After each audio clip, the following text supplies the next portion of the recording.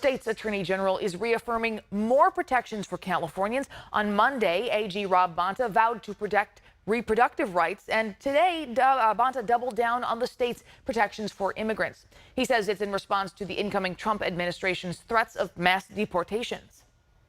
The reality is immigrants are the backbone of our nation. Speaking from a San Francisco public library, California Attorney General Rob Bonta vowed to enforce California law, which limits state and local participation in federal immigration enforcement activities, especially in public institutions. This includes libraries like the one we're in today, as well as California college and university campuses, healthcare facilities, shelters, labor agencies, K-12 public schools, and courthouses. This is laid out in Senate Bill 54, signed into law by then Governor Jerry Brown back in 2017.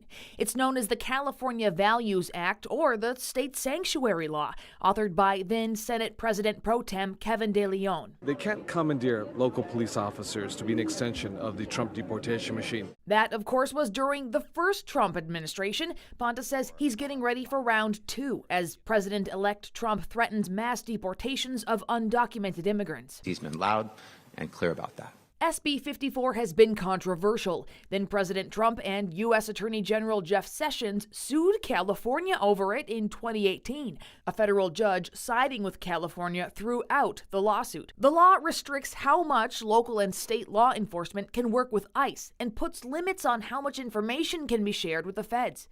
Proponents argue it makes communities safer, saying in part it helps alleviate deportation fears if an undocumented immigrant witnesses or is the victim of a crime and wants to report it. Critics say it makes communities less safe. After an undocumented immigrant killed Newman Police Corporal Ranil Singh back in late 2018, then Stanislaus County Sheriff Adam Christensen argued SB 54 played a role since the shooter had 2 previous DUI arrests. Law enforcement would have been prohibited from sharing any information with ICE about this criminal gang member. Bonta says he expects all sheriffs and DAs to follow the law, and he will take legal action if they don't. SB 54 does not and cannot prevent ICE and Homeland Security from performing their duties within the state, and ICE agents are still allowed to enter prisons and jails and access information about a detainee's release date.